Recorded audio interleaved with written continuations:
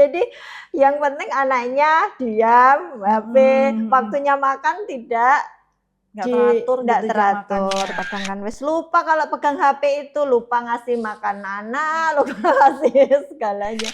TBC lebih mengancam karena kalau pengobatannya nggak tuntas, rata-rata ya akhirnya meninggal. Tingkat penularannya juga sangat-sangatlah menular karena penularannya kan lewat udara.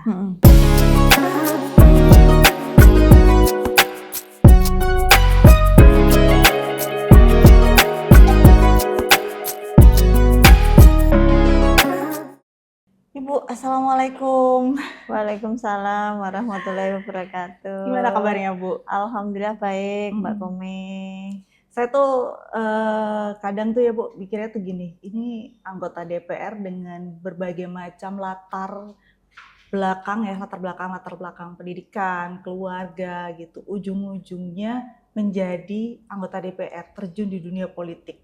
Seperti sekarang, Bu Sri ini latar belakangnya adalah seorang perawat. Bahkan 3 bersaudara, perawat semua. Tapi semuanya juga berakhir di anggota DPR. Iya. Ini gimana Bu? Boleh diceritakan nggak Bu? Ini 3 bersaudara, perawat semua, kemudian 3-tiganya juga menjadi anggota dewan. Gimana ceritanya ini Bu? Iya, mungkin ini takdir dari Allah aja.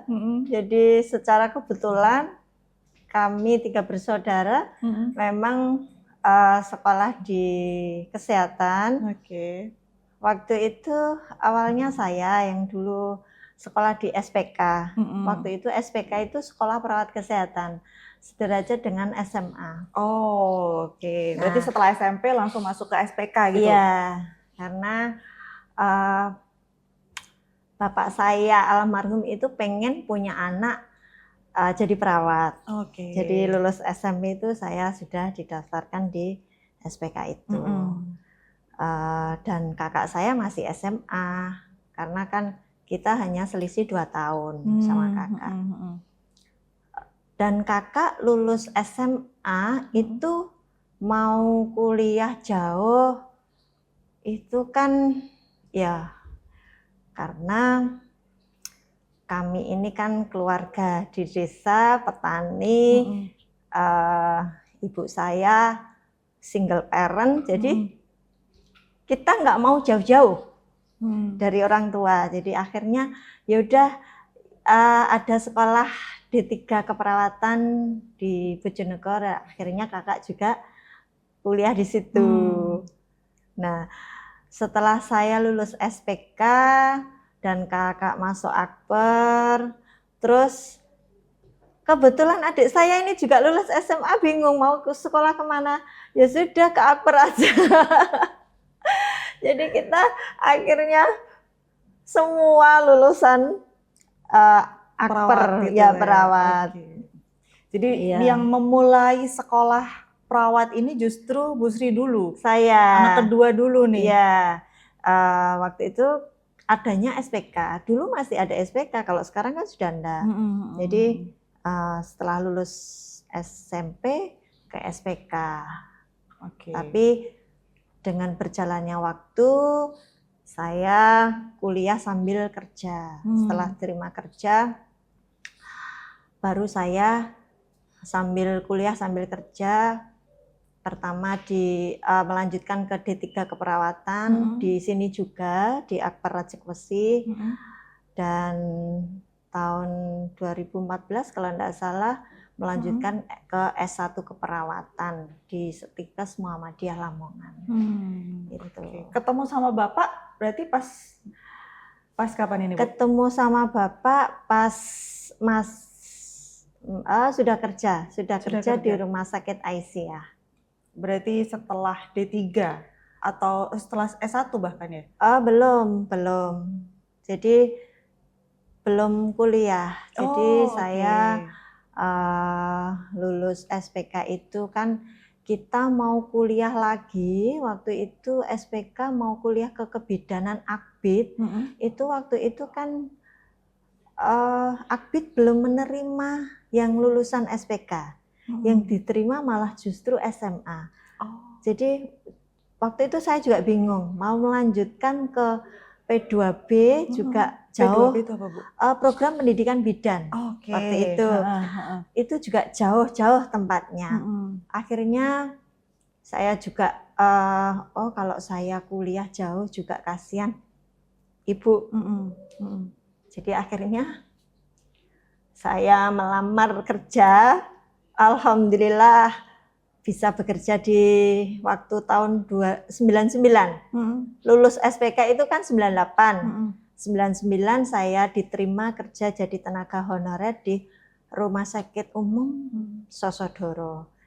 Jatikusumo di sini di Bojonegoro. Setelah itu akhirnya Ibu ketemu dengan Bapak itu tadi? Belum. Oh, belum, masih panjang di sini. Kan masih belum ada niatan nikah kan. Kalau lulus SPK waktu itu kan sederajat SMA kan baru usia 18 19 ya. 99 saya kerja di RSUD. Terus 2001 saya pindah ke rumah sakit swasta yang di Bojonegoro, Rumah Sakit Aisyah Bojonegoro, sampai 2024 kemarin. Saya nikah tahun 2002. Jadi setahun setelah saya kerja di Rumah Sakit Aisyah, baru saya menikah. Setelah nikah 2003 kalau nggak salah 2003 saya kuliah D3. Lulus 2005 kan 2 tahun. Karena kita sudah dari SPK jadi program khusus, jadi 2 tahun kuliahnya. Kemudian setelah itu S1. Ya, setelah itu S1. Anak-anak ada yang nurun jadi perawat nggak, Bu? Atau jadi dokter atau tenaga medis yang lainnya begitu? Anak saya yang pertama nggak mau dokter, juga nggak mau perawat. Kelihatannya nanti ini penerus karena kakak saya juga anggota DPR Kabupaten Bojonegoro. Kebetulan beliau ketua DPC Partai Demokrat di Bojonegoro. Dia sudah 5 periode di DPRD, jadi seringkali diajak kemana-mana. Dia kuliahnya milih hukum, jadi di hukum di UNER. Dan ya kelihatannya menjadi penerus di dunia politik jadinya ya. Iya. Jadi SMP SMA-nya kan mondoknya juga di sini kok. Ya, jadi mungkin terdidik dia itu juga mandiri, alhamdulillah, dan jiwa sosialnya juga kata ustadznya dulu itu cukup bagus, tinggi ya, Bu ya. Itu cukup bagus. Bisa nanti dilihat IG-nya. Iya, siap. Itu terpilih juga waktu itu ikut pemilihan caleg parlemen remaja. Alhamdulillah juga terpilih. Jadi mungkin dari situ sudah dia ada bibitnya nanti, ini berarti. Ya, mungkin kalau ya jadi mungkin nanti penerus kita ya di politik. Ibu selama 23 tahun 4 bulan menjadi tenaga medis, tenaga kesehatan. Ada pengalaman apa aja sih, Bu? Wah, pengalamannya kan juga banyak. Yang paling diingat deh, Bu, selama 23 tahun ini? Jadi di rumah sakit, ya anak saya yang nomor 2 ini sebenarnya kan, ya ini mungkin cerita dulu ya. Iya, boleh. Yang nomor 2 ini sebenarnya pengen jadi perawat. Saya juga kaget, saya gini kan, waduh jangan perawat Tondo, saya gitu kan. Karena apa ya, perawat itu kan kita harus ini karena tersoro ya, maksudnya pekerjaan yang berat. Jadi mulai kita melayani pasien, melayani orang sakit, mulai dari personal hygiene-nya, terus kita mitranya dokter kan harus bagaimana pasien ini cepat sembuh bagaimana. Jadi tidak hanya dari medisnya kan, dari segi perawatan sehari-harinya, dari edukasinya. Terus kalau kita tidak terbiasa dengan merawat pasien itu kan tidak semua dari kalangan yang ini orang-orang yang, tapi kan kebanyakan kalau di daerah ini kan pasiennya kan dari bawah, dari desa, dan itu waduh nanti makanya kan kenapa? Iya saya pengen, anak saya itu pengen perawat. Saya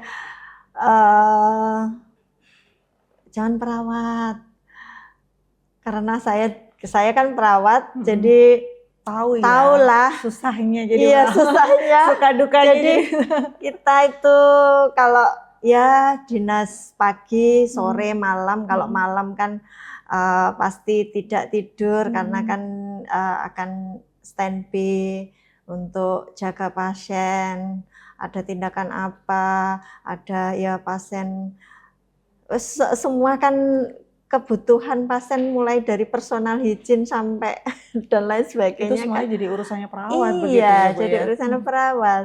Nanti kalau kamu ini ndak, saya gitu kan, udah jadi pengusaha aja atau jadi dokter boleh lah, Bu. Dokter, mungkin. Iya, dokter atau pengusaha atau apa gitu. Saya gitu kan, pokoknya jangan perawat. Kalau dokter enggak apa-apa. Masa ibunya perawat, nanti kamu perawat. Saya gitu kan. Jadi ya semoga nanti yang kedua bisa jadi dokter gitu ya, Bu ya. Kalau yang nomor 3 sudah sejak kecil nak ditanya, dia pengen jadi dokter anak. Ini ya alhamdulillah ada penerusnya berarti nanti. Mudah-mudahan. Ibu selama 23 tahun menjadi tenaga medis ya di Bojonegoro terutama, apa sih Bu perbedaan dari kacamata seorang Sri Wahyuni saat ini yang sudah menjadi anggota DPR? Perbedaan pada saat dulu menjadi tenaga medis dan sekarang menjadi anggota DPR. Kesehatan di Bojonegoro itu keadaannya seperti apa? Kalau dari sisi fasilitas, perbedaannya sangat jauh dulu dibanding sekarang. Kalau dulu dokter-dokter spesialisnya kan belum lengkap, jadi sedikit-sedikit kita rujuk ke Surabaya, sedikit kita rujuk kayak gitu. Alhamdulillah sekarang fasilitasnya sudah lengkap di sini, kecuali kalau di daerah ini kecuali MRI, tapi nanti ke depan kan juga sudah ada. Jadi mulai dari dokter spesialis, subspesialis sekarang sudah tersedia di daerah, terutama di Bojonegoro. Jadi meminimalisir untuk pasien ini dirujuk. Jadi dari segi fasilitas ini perbedaannya cukup mencolok berarti ya, Bu? Cukup mencolok. Peralatannya kan lebih lengkap, canggih, dan dokternya juga tersedia. Jadi mulai dari spesialis, subspesialis di sini kan sudah ada semua, tersedia semua. Dulu kan zaman saya pas baru awal-awal kerja di rumah sakit umum, kalau ada kecelakaan yang tidak sadar sampai parah begitu, sampai ini kan rujuk karena belum ada ortopedi, belum ada bedah saraf. Kan seperti ini sekarang sudah ada ortopedi, sudah banyak, spesialis bedah saraf juga sudah ada. Nah kalau kita bicara tentang kesehatan, tidak hanya fasilitas, berarti juga kesadaran masyarakat akan kesehatan begitu ya, Bu ya. Nah di Indonesia tuh sebenarnya kalau kita bicara tentang kesadaran masyarakat, ada stunting, kemudian penyakit gigi dan mulut, dan TBC. Ini tiga perkara dalam kesehatan yang saat ini masih banyak kasusnya, meskipun sudah ada banyak sekali program dan usaha dari pemerintah. Kita bicara tentang stunting dulu. Di Bojonegoro saat ini bagaimana? Apakah sudah ada penurunan, Bu? Mungkin dari tahun 2023 ke 2025 kan belum selesai ya, Bu? Iya, 2024. Mulai dari 2023 sampai sekarang deh. Iya, kalau stunting ini kan masalah dimanapun itu pasti ada. Nggak cuma di Bojonegoro sebenarnya. Seluruh Indonesia Iya. 3 masalah ini. Tapi untuk di Bojonegoro, alhamdulillah kemarin Pak Bupati menyampaikan ada penurunan sekitar 12%, dari 4,8 itu turun jadi 12%. Dan upaya-upaya dari pemerintah kabupaten juga sangat luar biasa. Sudah ada penanganan stunting dari mulai usia remaja. Kan kita itu ada posyandu remaja. Kalau di desa itu nanti di bawah ini tenaga kesehatan dari Puskesmas. Jadi kita ada posyandu remaja, itu kita edukasi supaya tidak terjadi kekurangan darah. Kan bagi perempuan yang menstruasi itu kan diberikan tablet tambah darah. Betul. Karena nanti usia remaja ini kan kalau sudah menikah kan akan hamil. Kalau hamil itu kalau dia kurang gizi, kurang darah kan juga akan berimbas ke anaknya. Jadi mulai dari remaja ini ada posyandu remaja. Terus nanti usia pranikah itu juga ada tim pelaksana khusus yang ditunjuk oleh pemerintah untuk mendampingi istilahnya pendampingan itu di desa. Itu dari pranikah itu dicek keseluruhan dan diupayakan edukasinya kan supaya tidak nikah dini dan lain sebagainya. Terus setelah menikah, saat hamil pun itu ada pendampingan dari pemerintah yang menunjuk pelaksana kegiatan itu, yang ditunjuk kader.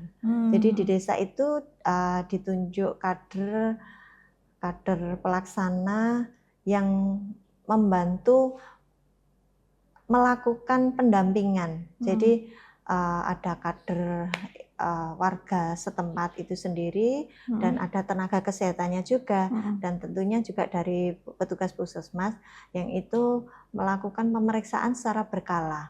Kalau tidak salah itu melakukan pendampingan selama hamil, trimester pertama, kedua, ketiga itu dikunjungi dan dilakukan pemeriksaan. Kalau misalkan ada tanda-tanda ini hamilnya mengalami masalah, nanti harus dirujuk dan lain sebagainya, itu kan langsung komunikasi dengan bidan desanya setempat, seperti itu.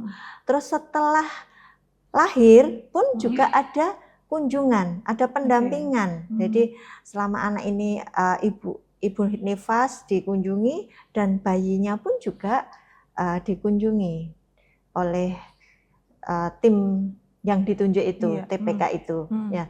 Itu sampai anak ini berusia 5 tahun dan akan rutin kegiatan di desa itu posyandu. Jadi mulai dari posyandu tiap 1 bulan sekali itu ada. Jadi untuk mengetahui perkembangan si kecil ini sampai usia 5 tahun supaya tidak terjadi stunting. Selain itu juga upaya pemerintah tidak hanya pendampingan itu, akan tetapi dari pemerintah juga memberikan makanan tambahan, memberikan edukasi lewat pendamping itu, dan misalkan makanan tambahannya kayak susu kayak gitu, kan diberikan susu, diberikan makanan tambahan, telur dan lain sebagainya. Itu yang saya lihat saat ini. Berarti sebenarnya penanganan dari pemerintah ini sudah ada upaya dan sudah ada program untuk menangani itu.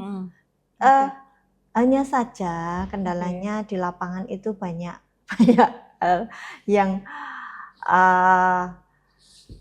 kalau kita ngasih telur, kadang posyandu itu biasanya kan disarankan telur, kan disediakan telur.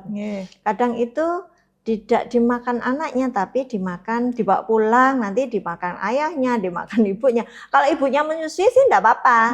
Ya kan anaknya nanti menyusui, tapi kadang anaknya sudah mulai makan dan sudah enggak menyusui, itu yang makan bukan anaknya, kan seperti itu. Terus pola asuh mungkin itu yang mempengaruhi. Ya rata-rata kalau di desa saya kebetulan itu kemarin muncul karena pola asuh orang tua. Pola asuh yang gimana nih Bu? Yang akhirnya menyebabkan stunting. Sekarang itu kan ini ya banyak ibu-ibu sekarang itu kan ibu yang pegang HP, gadget. Jadi yang penting anaknya diam, HP, waktunya makan tidak teratur. Padahal anak-anak itu sebenarnya kan dia itu harus kita latih berdasarkan kebiasaan.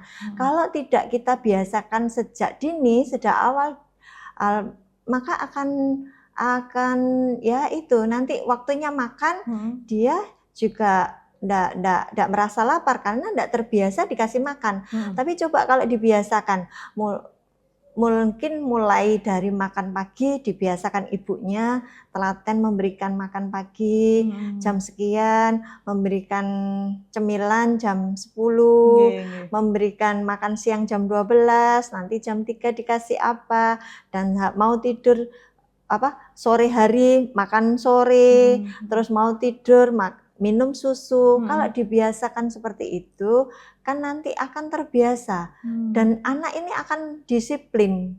Nanti dia waktunya sarapan belum dikasih makan dia akan merasa lapar, perutnya sudah otomatis. Jadi pembiasaan anak ini kan harusnya sejak dini. Kalau sejak dini tidak dibiasakan, orang tua ini kasih makan dia enggak mau, oh ya sudah enggak dikasih makan, enggak mau tuh Bu, tak kasih makan enggak mau. Susu, coba susu. Terus enggak mau Bu, susunya kan ASI waktu itu.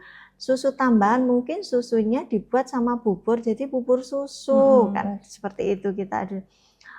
Iya, nah itu mau sedikit-sedikit, tapi kan enggak rutin, beliaunya enggak telaten kan semacam itu. Dia lebih ini, HP, kadang kan wis lupa kalau pegang HP itu, lupa ngasih makan anak, lupa ngasih segalanya. Jadi sebenarnya pemerintah ini sudah sangat optimal sekali dalam membantu memberantas atau mengurangi kasus stunting di Indonesia, terutama di Bojonegoro ini. Cuma memang salah satu penyebabnya adalah pola asuh dari orang tuanya itu tadi. Iya, rata-rata itu, dan juga ada beberapa mungkin yang perlu dibantu pemerintah mungkin dari penambahan nutrisi kalau misalkan tapi dengan pengawasan, jadi didampingi lewat pendampingan itu untuk pemberiannya. Jadi ya udah makan sekarang dan langsung disuruh makan aja saat itu sambil diawasi, kalau itu mungkin bisa. Berarti jam makan yang teratur itu juga nantinya akan berdampak terhadap perbaikan gizi anaknya. Betul. Minimal dia ini makan dulu gitu. Iya. Terlepas nanti isi makanannya apa, tapi minimal dia makan dulu dan mau makan, yang penting. Bu, boleh saya minum dulu Bu? Iya. Ini hari ini menunya adalah sari apa tadi ya? Kawista. Oh iya. Kawista. Apa ya itu Bu? Itu kan buah kawis. Oh buah. Buah kawis, iya, dari pohon kawis. Oh iya. Bijinya harum biasanya baunya.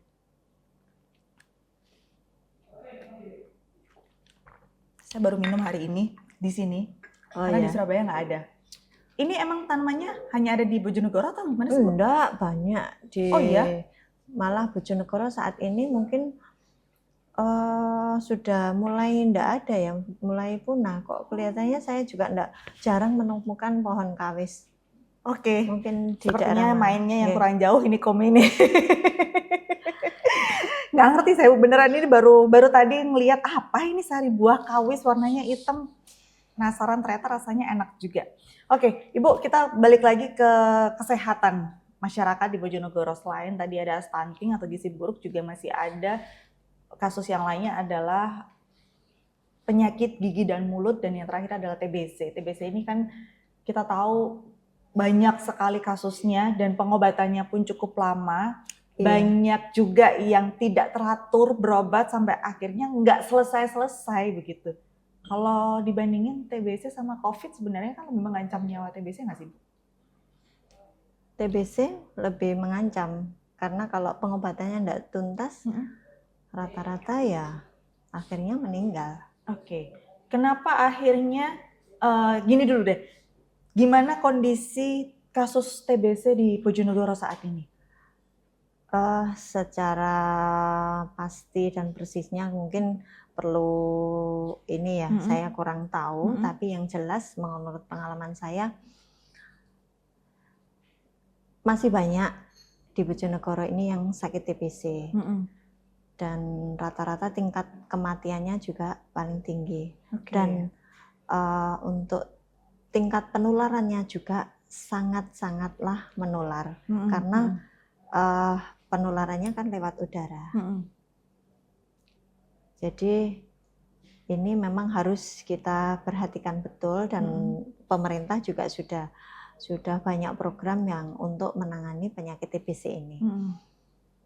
Kalau di Bojonegoro ya banyak, akan tetapi pasien-pasien ini kebanyakan pengennya instan, pengen yang cepat sembuh. Nah, dipikir kalau periksa ke dokter ini kan mungkin gejalanya bisa langsung hilang, dipikir sudah sembuh. Nah, akan tetapi kan penyakitnya belum hilang. Kalau TBC itu pengobatannya kan harus tuntas selama minimal 6 bulan dan itu tidak boleh putus sama sekali. Sehari pun tidak boleh tidak minum obat. Jadi kalau sudah terdeteksi penyakit TBC, ini makanya keluarga satu rumah yang tinggal serumah sama pasiennya ini akan diedukasi oleh petugas kesehatan. Jadi sebelum pengobatan diedukasi biar kalau pasiennya ini lupa minum obat, keluarganya yang mengingatkan. Dan penularannya juga akan diedukasikan, akan disampaikan. Terus dan semua nanti satu keluarga juga akan diperiksa. Periksa dahak untuk mengetahui apakah ini TB atau tidak. Nah, sebenarnya pengobatan TB itu sangatlah murah dan tidak bayar, gratis. Bisa dilakukan di puskesmas. Tapi yang bikin masyarakat males berobat atau males melanjutkan adalah masyarakat kadang males ke puskesmas karena apa? Prosesnya kadang mungkin lama karena pengobatan TB kan lama, 6 bulan. Nah, kalau dia periksa ke dokter langsung diberikan obat yang mungkin yang paten, yang ini kan langsung caspleng, gejalanya hilang. Dia merasa sembuh, tapi belum sembuh, gitu loh. Nah, kalau di puskesmas, kadang saya sendiri pengalaman punya warga, saya sarankan ke puskesmas. Nggak mau, milihnya ke dokter spesialis. Padahal dokter spesialis itu lebih mahal. Tapi sebenarnya akhirnya kalau ekonominya ini nggak kuat, karena kan kalau spesialis itu bayar. Tapi kalau di puskesmas gratis. Di puskesmas, di rumah sakit swasta sekarang sudah terfasilitasi pengobatan TB ini. Jadi gratis semua. Mulai dari pemeriksaan rongsen, cek lab ini gratis. Tapi kadang orang tidak mau ke puskesmas, memilih ke dokter. Nah, yang putus ini karena kan ke dokter karena mahal. Jadinya dia begitu gejalanya sudah reda, sudah hilang, kadang dia terus putus pengobatan. Karena nanti kambuh lagi lah. Itu yang memperberat. Dan akhirnya jadi banyak beberapa warga karena saya di desa itu yang putus pengobatan karena itu. Padahal sejak awal pengobatan TB akan lama. Kalau ke dokter swasta akan membutuhkan biaya yang sangat banyak, mahal. Jadi lebih baik ke rumah sakit atau puskesmas saja. Sudah kita informasikan seperti itu, tapi kadang pengennya itu loh, instan. Tapi masyarakat itu tahu nggak sih Bu, kalau misalkan ini mungkin mindset yang ada di masyarakat ya, bahwa kalau berobat di puskesmas itu dapatnya obat generik gitu. Tapi kalau misalkan berobat di dokter spesialis kan dapatnya obatnya yang lebih paten. Terus oh ya udah kalau gitu yang paten aja biar cepat sembuh. Padahal sebenarnya mau generik atau paten ini tetap aja harus melakukan pengobatan selama 6 bulan. Sama saja. Sama aja. Iya. Dan itu masyarakat sudah tahu. Nah, sudah itu ada yang sosialisasi sudah atau sebenarnya untuk di petugas kesehatan juga sudah. Ya mungkin itu tugas nanti ke depan, sosialisasi terkait TB dan kelihatannya juga ada dari beberapa ormas kayak gitu kan yang nangani kayak Aisyah itu kan TB, itu kan mengedukasi, itu kan ada. Jadi terus ada kalau di rumah sakit ataupun di puskesmas itu memang diedukasi. Cuman yang edukasi yang secara menyeluruh mungkin ya tugas kita, mungkin kita harus punya program edukasi itu. Khusus untuk yang TBC TB, ini ya? Iya, edukasi kan banyak hal yang mungkin belum tersampaikan. Tapi rata-rata sebenarnya kalau program di puskesmas itu ada, cuman mungkin enggak menyeluruh ya, belum tersosialisasi secara menyeluruh begitu ya, iya, Bu ya? Sudah ada sebenarnya, tapi belum menyeluruh. Kalau di rumah sakit itu kan yang tersosialisasikan kan yang kadang lewat lewat penyuluhan kayak gitu. Tapi di puskesmas kan juga ada di Polindes ataupun di kegiatan posyandu lansia kan kayak gitu kan bisa sebenarnya untuk dilakukan, cuman belum maksimal kalau menurut saya.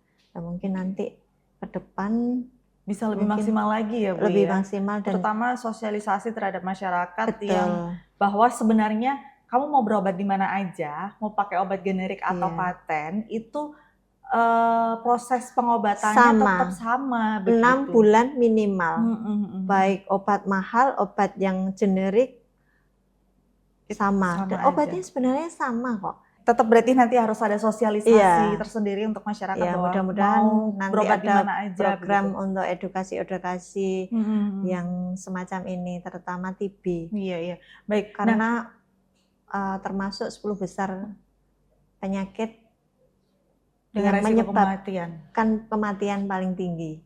Kelihatannya itu.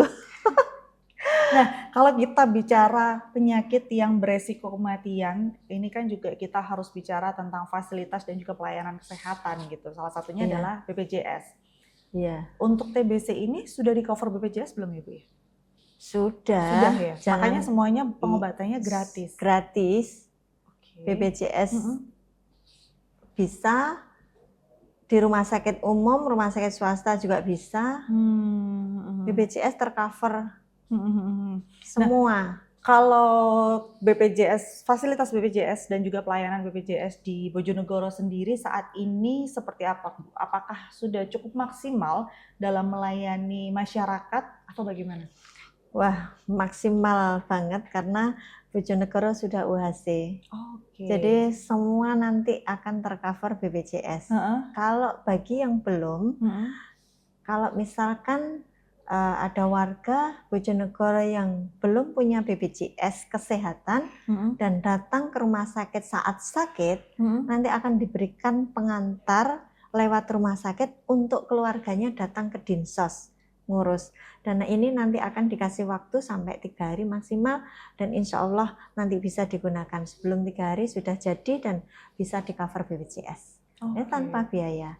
Dan itu nanti pemerintah yang untuk iurannya kan ke BPJS-nya, jadi enggak pasiennya. Jadi penerima bantuan iur. Jadi PBI, BPJS penerima bantuan iur. Karena yang yang punya kartu itu ndak iur. Kan ada Mandiri, ada yang PBI. Nah, kalau Bojonegoro bisa yang belum punya bisa di cover lewat PBI ini itu. tadi. Iya, dia penerima bantuan iur. Baik, berarti BPJS di Bojonegoro sendiri sudah cukup maksimal begitu ya, Bu ya? Karena kita sudah universal coverage. Sudah semua ditanggung pemerintah kabupaten. Kecuali di kabupaten lain. Kalau Tuban kelihatannya belum. Mudah-mudahan nanti kabupaten lain bisa menyusul seperti Bojonegoro. Jadi itu sangat membantu sekali untuk warga yang tidak mampu berobat.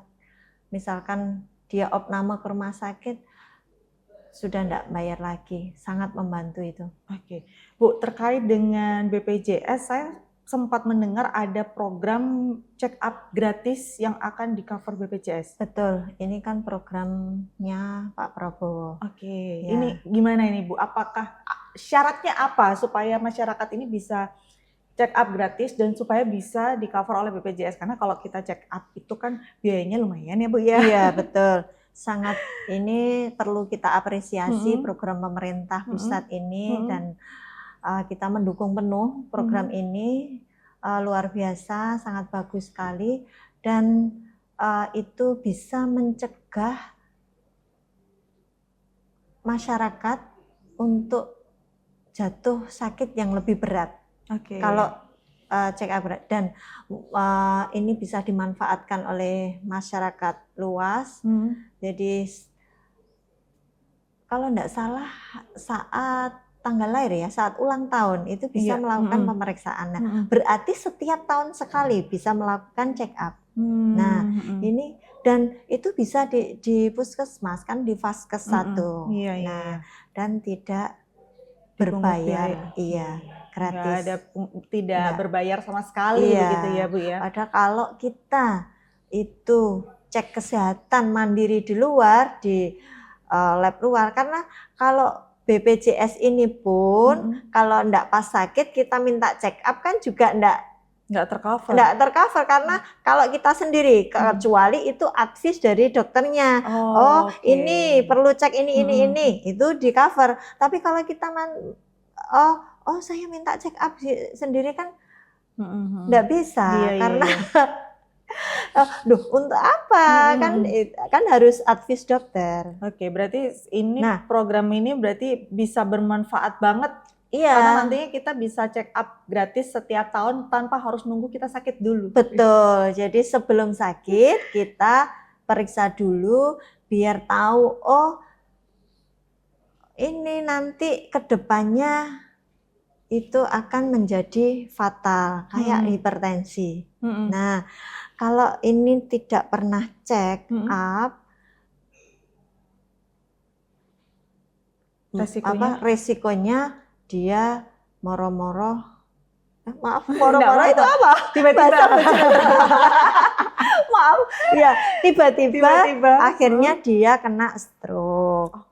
Stroke bisa stroke karena perdarahan, karena hipertensi rata-rata stroke perdarahan. Dan rata-rata yang kena hipertensi ini dia bahkan nggak sadar. Nggak sadar. Kalau dia mengidap, bukan mengidap apa ya Bu ya? Kalau menderita. Ya pokoknya intinya pasien hipertensi ini sometimes mereka tuh nggak sadar bahwa dia ini punya hipertensi. Iya gitu. Betul.